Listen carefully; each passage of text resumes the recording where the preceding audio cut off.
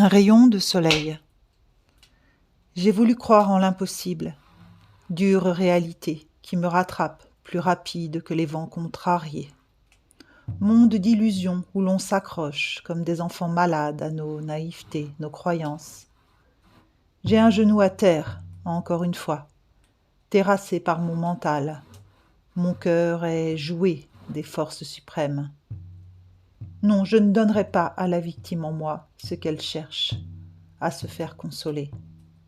Je vous interdis d'avoir pitié, ma fierté déjà fêlée n'y survivrait pas. Je me suis battue contre vents et marées, j'ai accepté de descendre où personne ne veut aller, dans les enfers de mes émotions, là où rugit la bête affamée, là où le bourreau se terre. J'ai affronté mes pires cauchemars, enlevant mes habits de déesse, et là où réside la traîtresse, la maîtresse, l'enchanteresse et la faiblesse. J'ai flirté avec la diablesse, celle qui, pour se sentir vivante, n'hésite pas à mentir, souffrir et dépérir. Oui, par amour, j'ai fait tout ça, pour me découvrir, me rencontrer, et je n'ai pas été déçue du voyage. Mirage, folie. La naïve s'est fait couper la tête, à peine avait-elle posé un pied au royaume des ombres. La furie s'est précipitée sur elle et l'a décapitée, l'a laissée plus que dépitée, vous vous en doutez. À quatre pattes, j'ai cherché sa tête qui avait roulé sous un vieux canapé miteux. Elle avait mauvaise mine, la pauvrette, refaite, défaite. Ce matin, j'ai cru que le soleil ne se lèverait pas. Puis, j'ai cru que les nuages sombres qui le cachaient étaient là pour toujours. Et ensuite, je l'ai senti en moi, si vibrant, tellement chaleureux, me rappeler à moi, m'enseigner. Il n'y a que des peaux, des corps, des enveloppes. Le décor de nos vies n'est ni plus ni moins qu'une scène de théâtre, et nous sommes les acteurs. La scène, les rideaux, les lumières, le public, une boîte dans une autre. Les autres acteurs jouent aussi leur rôle. Il y a ceux qui le vivent inspirés, les maladroits, ceux qui oublient leur texte, les tracus, les arrogants.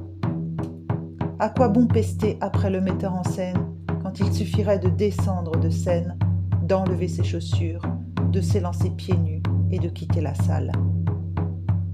Dehors, des milliards d'autres champs des possibles sont là, offerts, aussi délicieux que ces châtaignes grillées au feu de bois, que de se sentir vibrer entre les doigts d'un autre humain, laisser sa musique se jouer, contempler le soleil qui par miracle se lève encore ce matin, vaillant, présent, conscient.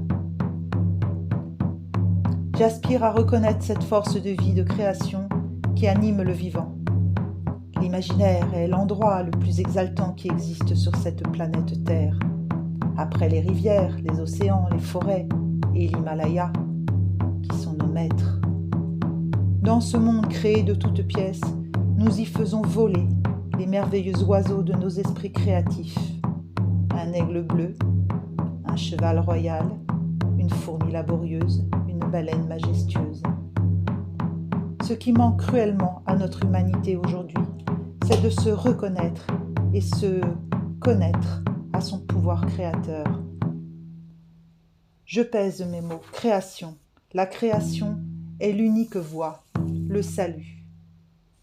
Elle est espoir, amour.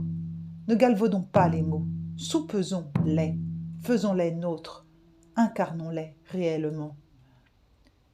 Les cafards qui dévorent nos cadavres ont besoin de tuer notre beauté, notre créativité pour se nourrir. Le rempart à la peur est là. Cultiver, planter, arroser, jardiner, cuisiner sa terre créative. Ils ne peuvent rien contre cela.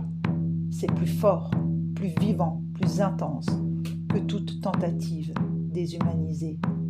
Qu'ils ne peuvent attaquer qu'un homme couché, blessé à terre et qui décide d'y rester.